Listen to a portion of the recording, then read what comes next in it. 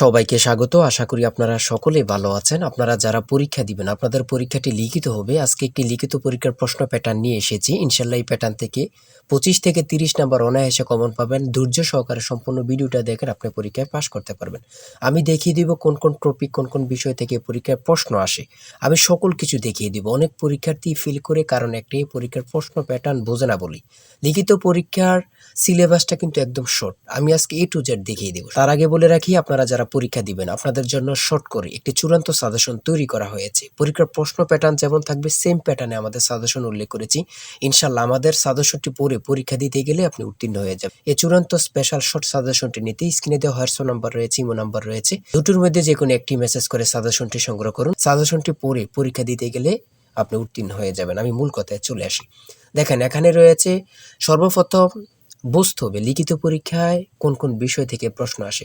1 number হচ্ছে সন্ধি বিচ্ছেদ, কারক ও বিভক্তি, এক কথায় প্রকাশ, বিপরীত শব্দ, তারপরে প্রিপোজিশন, তারপর ভয়েস থেকে, তারপরে ইংরেজিতে শর্ট করে একটি প্যারাগ্রাফ থাকবে, তারপরে গণিত থাকবে, সর্বশেষ সাধারণ জ্ঞান থাকবে।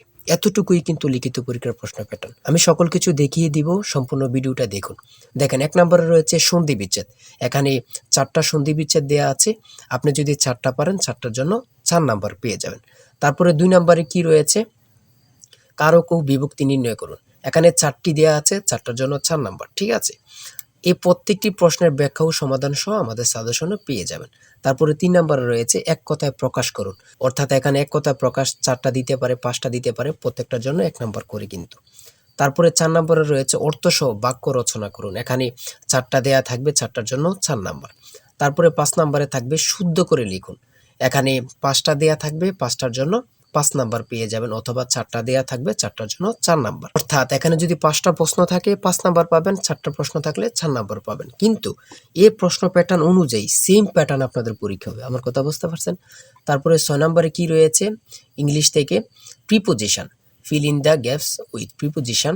প্রিপোজিশন 5টা থাকবে অথবা 4টা থাকবে, প্রত্যেকটি প্রশ্নের মান কিন্তু 1 করে, বোঝেন কিন্তু। তারপর make the sentence with the following phrases.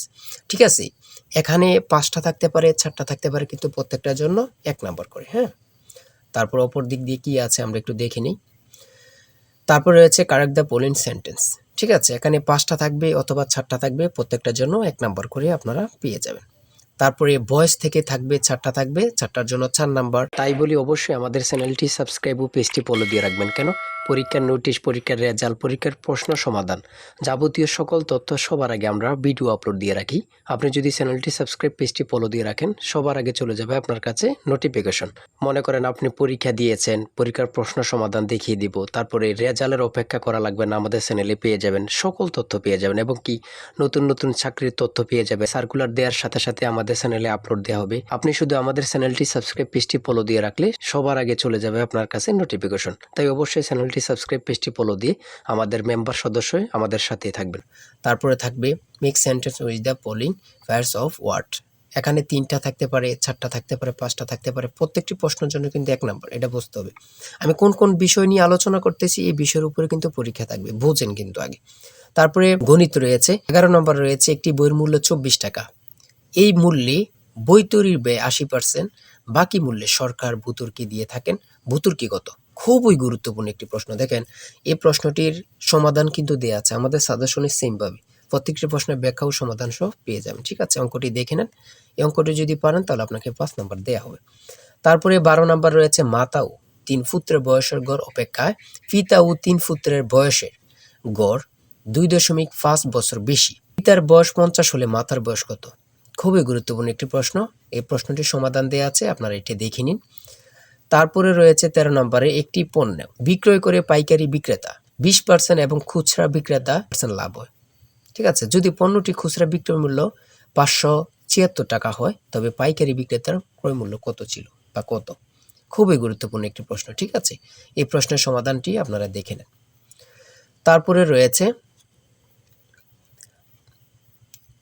রয়েছে মান নির্ণয় থেকে একটি অঙ্ক রয়েছে, খুবই সহজ মান নির্ণয়ের অঙ্ক, আপনারা সকলেই জানেন। তারপর সর্বশেষ সাধারণ জ্ঞান রয়েছে। সর্বশেষ সাধারণ জ্ঞান, বাংলাদেশের প্রাচীন জনপদ কোনটি? খুবই গুরুত্বপূর্ণ। তারপরে রয়েছে দেখেন খ নাম্বার, কতটা গুরুত্বপূর্ণ, কত পরীক্ষা যে আসছে আল্লাহ ছাড়া কেউ জানে না। তারপরে ঘ নাম্বার, বাংলাদেশের ভোটার হওয়ার সর্বনিম্ন বয়স কত আপনারা সকলে জানেন, খুব গুরুত্বপূর্ণ। গহ নাম্বারে রয়েছে বাংলাদেশের নেভাল একাডেমি কোথায় অবস্থিত, খুবই গুরুত্বপূর্ণ। তারপর ও নাম্বার, ছ নাম্বার, ছ নাম্বার গম্ভীরা বাংলাদেশের কোন অঞ্চলের লোকসঙ্গীত, খুবই গুরুত্বপূর্ণ চাঁপাইনবাবগঞ্জের। ঠিক আছে, এমনভাবে প্রত্যেকটি প্রশ্ন কিন্তু খুবই গুরুত্বপূর্ণ। আমি আশা করি আমাদের সাজেশনটি প্রত্যেকে সংগ্রহ করবেন, ইনশাআল্লাহ আপনি পরীক্ষায় পাশ করবেন। সর্বশেষ যে প্রশ্নটি রয়েছে, জাতিসংঘ দিবস কবে পালন করা হয়? 24 অক্টোবর। খুবই একটি গুরুত্বপূর্ণ প্রশ্ন উত্তর। আমি বলি অবশ্যই প্রত্যেকে আমাদের সাজেশনটি সংগ্রহ করবেন, যারা পরীক্ষা দিবেন প্রত্যেকে সাজেশনটি সংগ্রহ করবেন। আর হ্যাঁ, অবশ্যই চ্যানেলটি সাবস্ক্রাইব ও পেজটি ফলো দিয়ে রাখবেন। যে কোনো তথ্য দেওয়ার সাথে সাথে আমরা ভিডিও আপলোড দিয়ে রাখবো। আপনি যদি চ্যানেলটি সাবস্ক্রাইব ও পেজটি ফলো দিয়ে রাখেন, ভিডিও আপলোড দেওয়ার সাথে সাথে চলে যাবে আপনার কাছে নোটিফিকেশন। সবাই ভালো থাকবেন, সুস্থ থাকবেন, আল্লাহ হাফেজ।